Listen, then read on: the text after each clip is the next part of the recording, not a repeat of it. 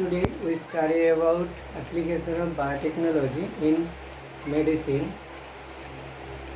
ইনসেপ্টে যেটা বলেছে recombinant DNA টেকনোলজির সাহায্যে সক্ষম করানো হচ্ছে কিসে mass production of safe therapeutic drugs mass production of safe therapeutic drugs অধিক হারে অধিক পরিমাণে সুরক্ষিত বিভিন্ন ড্রাগস বানানো সক্ষম হয়েছে এবং যে ড্রাগসগুলো মোর ইফেক্টিভ এবং খুবই কার্যকরী। Recombinant therapeutics does not induce any immunological response. Non-human model থেকে যখন কোনো জিন নিয়ে কোলাই বা কোনো মাইক্রোবসের মধ্যে প্রবেশ করে যে প্রোটিনগুলো তৈরি করা হয় সেই প্রোটিনগুলো কী ঘটাতে পারে বিভিন্ন ইমিউনোলজিক্যাল রেসপন্স ঘটায়।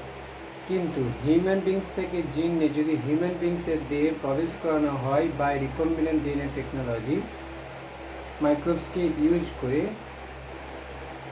তখন সেই ড্রাগসগুলো কী হয় not induce any immunological response, কোনো অনাক্রম্যতা বা ইমিউন সিস্টেম কোনো ইমিউনোলজিক্যাল রেসপন্স সৃষ্টি করে না।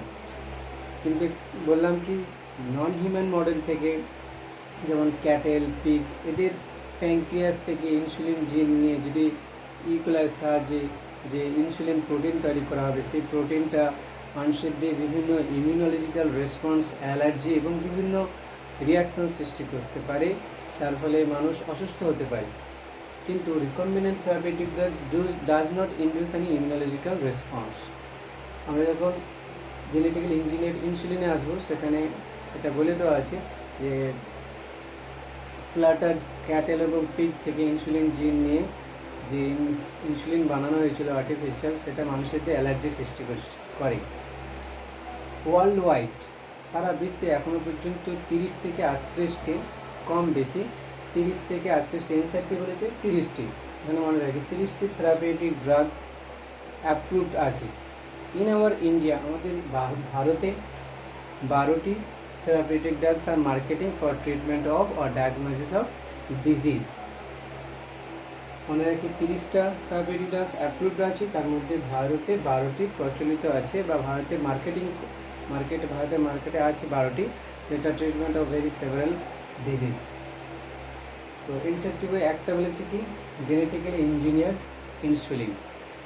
জেনেটিক্যালি ইঞ্জিনিয়ার্ড ইনসুলিন কীভাবে তৈরি করা হয়, এখান থেকে যে এমসিকিউটা আছে এইটা মনে রাখি কটা অ্যাপ্রুভড আছে এবং কটা ভারতে প্রচলিত আছে। এবার আমরা জেনেটিক্যালি ইঞ্জিনিয়ার্ড ইনসুলিন সম্বন্ধে আসছি।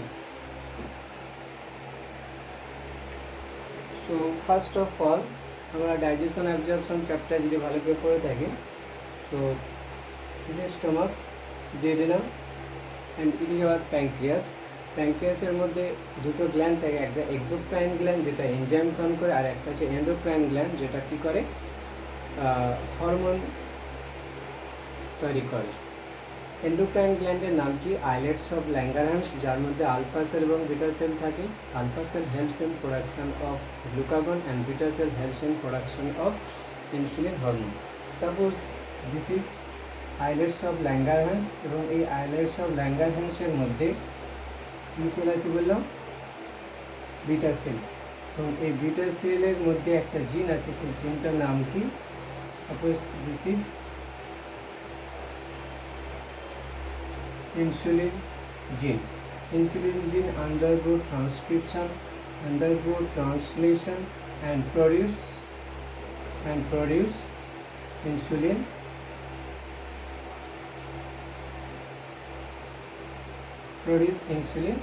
protein.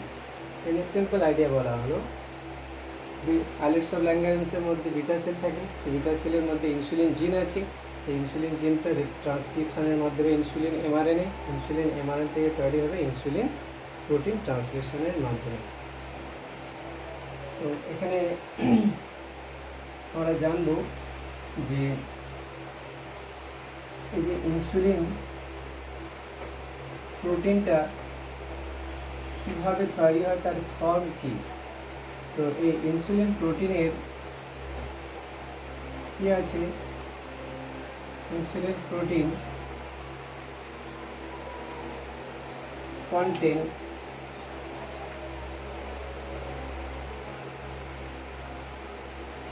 Three change. ইনসুলিন প্রোটিনের মধ্যে তিনটি চেন আছে, সেই তিনটি চেন কী কী? একটা হচ্ছে যে এ চেন, বি চেন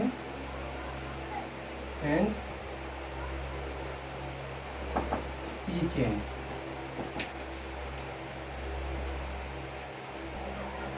তো ইনসুলিন প্রোটিনের মধ্যে যে তিনটি chain, A chain, B chain এবং সি চেন, এই এ চেনের মধ্যে থাকে 30টি এ চেনের মধ্যে থাকে 21টি অ্যামাইনো অ্যাসিড, বি চেনের মধ্যে থাকে 30টি অ্যামাইনো অ্যাসিড এবং সি চেনের মধ্যে থাকে 33টি amino acid. A chain contain 21 amino acid, B chain contain 30 and C chain contain 33 amino acid. A chain এবং B chain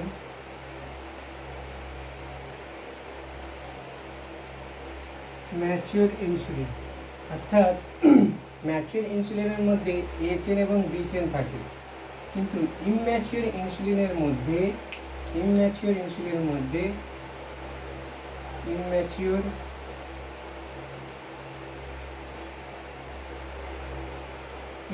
মধ্যে A chain, B chain, C chain তিনটে থাকে। এমসিকিউ আছে, ম্যাচিওর ইনসুলিনের মধ্যে কোন চেন থাকে না?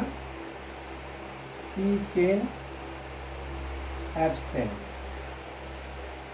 C chain absent in mature insulin. আমরা এর পরে এতে আসছি পিকচারে যে কীভাবে ইনসুলিন প্রোটিন তৈরি হয় in our beta cell of pancreas.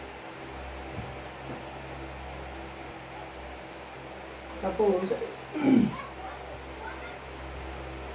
this is a beta cell of pancreas.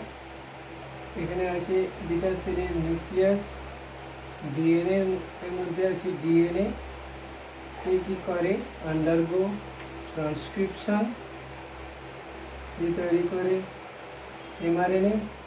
এই এমআরএনএটা বেরিয়ে আসে, তার আগে এখানে প্রসেসিং হয়, এখানে ট্রান্সলেশন পদ্ধতি তৈরি হয় কি প্রোটিন। এই প্রোটিনটা কি ফর্মে থাকে? প্রথমে ইমম্যাচিওর ফর্মে থাকে। এই ইমম্যাচিওর ফর্মের নাম কি? Pro insulin. আর এখানে জেনারেল মেথড ইনসুলিন ডিএনএ থেকে ট্রান্সক্রিপশনের মাধ্যমে insulin mRNA. This is insulin mRNA. যাবতীয় পোস্ট ট্রান্সক্রিপশনাল মডিফিকেশনের পরে সেটা সাইটোপ্লাজমে আসে, রাইবোজোমের উপস্থিতিতে বানায় কি প্রোটিন। এবার এই প্রোটিনটা ইমম্যাচিওর ফর্মে থাকে, সেই ইমম্যাচিওর ফর্মের নাম কি বললাম? Pro insulin. প্রো ইনসুলিনটা কি করে? এই ইআর নামক সেল অর্গানেলে থাকে, এন্ডোপ্লাজমিক রেটিকুলাম, তার মধ্য দিয়ে পাস করে। ইআর এর মধ্যে দিয়ে পাস করলে তৈরি হয় কি প্রো ইনসুলিন। এবার প্রো ইনসুলিন কি করে? আর একটা সেল অর্গানেলে আছে যেটাকে বলা হয় কি গলগি বডি। গলগি বডির মধ্য দিয়ে প্রো ইনসুলিন পাস করে গেলে হয় কি mature insulin. pro insulin, they all are immature insulin. But this is now mature insulin. অর্থাৎ ইয়ার এর মধ্যে পাস করে গেলে প্রি থেকে গেল প্রো, এবং গলগি বডির মধ্যে পাস করে গেলে প্রোটা বাদ গেলে শুধু রয়ে গেল কি ইনসুলিন। এখানে আমরা ছবি আকারে দেখব যে ইনসুলিন প্রোটিন প্রি ইনসুলিন কেমন। তাহলে this is suppose A chain, এবং এ চেনের মধ্যে আছে কত অ্যামাইনো অ্যাসিড? 21টি amino acid. And this is B চেনের মধ্যে আছে কটি 30টি অ্যামাইনো অ্যাসিড, এবং এরপরে আছে যেটা এরকম করে দেখছি যে কি সি চেনের মধ্যে আছে 33টি অ্যামাইনো অ্যাসিড। এখানে আছে COOH কার্বক্সিল গ্রুপ, এখানে আছে অ্যামাইনো গ্রুপ। এই স্ট্রাকচারটা পুরোটা প্রো ইনসুলিন, বা একে বলা হয় ইনম্যাচিউর ইনসুলিন। এবার এই প্রো ইনসুলিন যখন তৈরি হয়েছে, এটা এর মধ্যে দিয়ে পাস হবে, এর মধ্য দিয়ে ফার্স্ট প্রসেসিং হচ্ছে প্রোটিনের, এর মধ্যে দিয়ে অর্থাৎ এন্ডোপ্লাজমিক রেটিকুলামের মধ্যে দিয়ে পাস করলে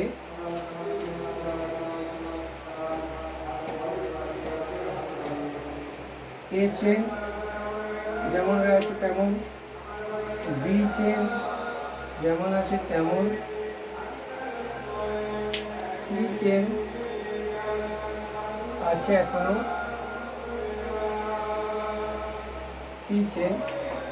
এরপরে কি হয় না, এই জায়গাটায় অর্থাৎ এর মধ্যে দিয়ে পাস করলে এবার বন্ডিং সৃষ্টি হচ্ছে, bond disulphide bond, disulphide bond creation হয়।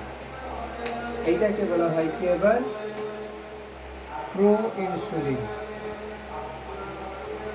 অর্থাৎ প্রিটা বাদ গেল, হয়ে গেল কি প্রো ইনসুলিন। এবার এরকম যেমনটি আছে কার্বক্সিল গ্রুপ, আর এই পাশটা আছে কি আগের মতো অ্যামাইনো গ্রুপ।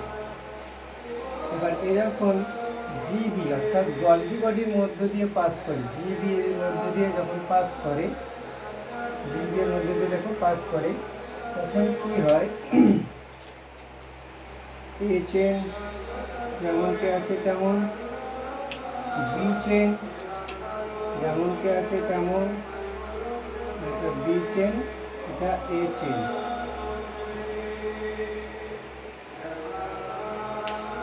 বাট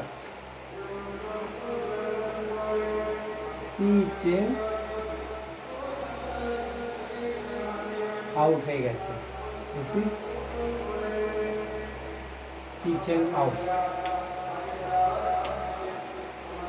এখানে আছে carboxyl group, amino group, carboxyl group, amino group, এইটাকে বলা হয়েছে। এবং এদের মধ্যে বন্ডিং হয়ে গেছে disulphide bond, but C chain is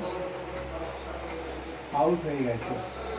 এই দুটোকে একত্রে বলা হবে এবার ম্যাচিউর ইনসুলিন। তাহলে ম্যাচিউর ইনসুলিনে কোন চেন থাকে না, সি চেন থাকে না। ম্যাচিউর ইনসুলিনে শুধুমাত্র কোন চেন থাকে, এ চেন এবং বি চেন। নিটে একবার কোশ্চেন করেছিল যে ম্যাচিউর ইনসুলিনে এ চেন এবং বি চেন কোন বন্ড দ্বারা যুক্ত থাকে, এবং কোন বন্ড দ্বারা যুক্ত থাকে, ডাইসালফাইড বন্ড। তাহলে ম্যাচিউর ইনসুলিনে এ চেন এবং বি চেন ডাইসালফাইড বন্ড দ্বারা পরস্পরের সাথে যুক্ত থাকে, এবং mature insulin lack of C chain, অর্থাৎ প্রসেসিং হয়ে গেলে গলগি বডির মধ্যে পাস করলেই সি চেনটা কাট আউট হয়ে যায় এবং এ চেন বি চেন থেকে যায়। তাহলে এইভাবে ইনসুলিনের আমাদের দেহে তৈরি হয়, ম্যাচিওর হয়। এখানে আরেকটা জিনিস জেনে রাখি যে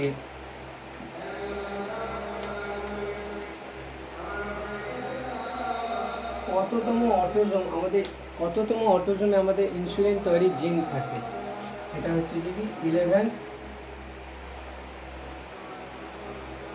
অটোজোম এর, এটা PR এটা কিউ আর্ম। এই শর্ট আর্মে কোন জিন আছে? ইনসুলিন জিন থাকে। মনে রাখি ইনসুলিন তৈরির জিন কততম অটোসোমে থাকে? 11তম অটোসোমে। কোন আর্মে? পি আর্মে। Short arm, long arm Q. P আর্মে ইনসুলিন তৈরি জিন থাকে। সেই ইনসুলিন জিন থেকে ট্রান্সক্রিপশনের মাধ্যমে এমআরএনএ, এমআরএনএ থেকে প্রোটিন তৈরি হয়। protein. So these are all about primary idea about insulin.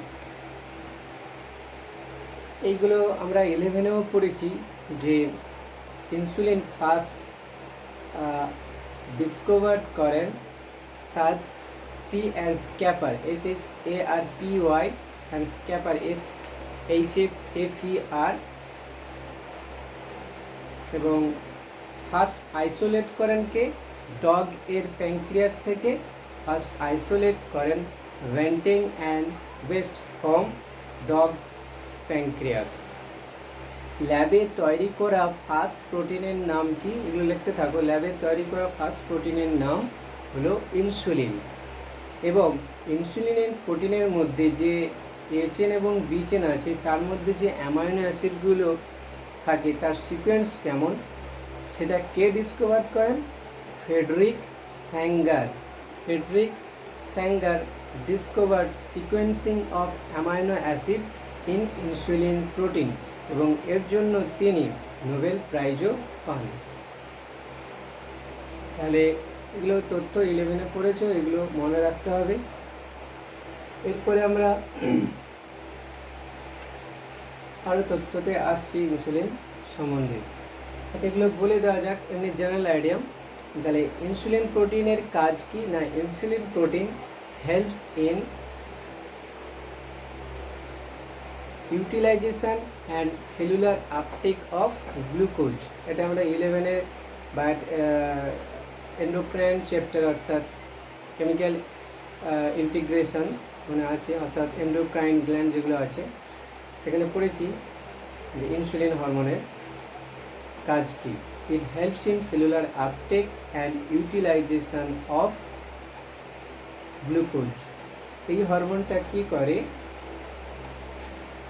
রক্তে যে গ্লুকোজ থাকে তাকে হেপাটোসাইট বা লিভার সেলে নিয়ে যায় এবং তার আপটেকে সাহায্য করে। অর্থাৎ এরকম একটা ছবি যদি ধরো, এখানে আমাদের ইনসুলিন হরমোন প্যাঙ্ক্রিয়াস থেকে বিটা সেল থেকে এসেছিল ইনসুলিন, আর কেউ কী খাচ্ছে? গ্লুকোজ খাচ্ছে। তাহলে এরা রক্তের মাধ্যমে বাহিত হওয়ার পরে এই ধরো এটা লিভারের মধ্যে দিয়ে সেল মেমব্রেনের উপরে এরকম ইনসুলিন রিসেপ্টর আছে। ইনসুলিন রিসেপ্টর ইনসুলিন হরমোনে বাইন্ড করলে এখানে যে গ্লুকোজ ট্রান্সপোর্ট চ্যানেলগুলো আছে সেগুলো উপরে চলে আসবে এবং গ্লুকোজগুলো লিভারে জমা হতে থাকবে। তাহলে এই হরমোনের কাজ হচ্ছে কি? Cellular uptake and utilisation of glucose, এবং রক্তে গ্লুকোজের পরিমাণকে কমিয়ে দেয়। সেই জন্য একে বলা হয় হাইপোগ্লাইসেমিক হরমোন। হাইপোগ্লাইসেমিক হরমোনের নাম হলো ইনসুলিন। বাট হাইপারগ্লাইসেমিক হরমোনের নাম কি? গ্লুকাগন। ও কী করে? রক্তে গ্লুকোজের পরিমাণ বাড়ায়, কিন্তু ইনসুলিন রক্তে গ্লুকোজের পরিমাণকে কমায়, সেই জন্য হাইপোগ্লাইসেমিক হরমোন বলা হয়।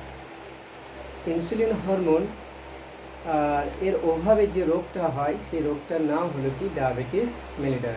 খুবই সিম্পল, আমরা 9, 10 থেকে পড়ে আসছি। ইনসুলিন হরমোনের অভাবে কোন রোগ হয়? Diabetes mellitus, not diabetes insipidus. Diabetes insipidus হয় ADH হরমোনের অভাবে। তো এগুলো জেনারেল আইডিয়া অ্যাবাউট ইনসুলিন। এরপরে আমরা আসছি কীভাবে ইনসুলিনকে আপটেক করা হয় এবং ইউটিলাইজেশন করা হয়। আচ্ছা, এগুলো আরও জেনে রাখি। ইনসুলিন হরমোনকে যে আমরা ইন্ট্রাভেনাস হিসাবে নিতে পারি কেন? এবার এনসারটি দেখো, লাস্ট প্রায় কোশ্চেন করেছে ইনসুলিনকে কেন আমরা ওরালি অ্যাডমিনিস্ট্রেট করতে পারি না বা ওরালি আমরা ইনটেক করতে পারি না। কারণ insulin is a polypeptide proteinaceous hormone, আর প্রোটিনেসিয়াস হরমোন বলেই আমাদের স্টোমাকের মধ্যে কী থাকে, বিভিন্ন প্রোটিওলাইটিক এনজাইম থাকে। ওই প্রোটিওলাইটিক এনজাইমগুলো কী করে, ইনসুলিনকে ভেঙে দেয়, ইনসুলিন যে পলিপেপটাইড চেনগুলো থাকে সেগুলোকে ভেঙে দেয়। তার ফলে ইনসুলিন আমাদের টার্গেট অর্গানে পৌঁছাতে পারে না এবং সেটা কাজ করে না।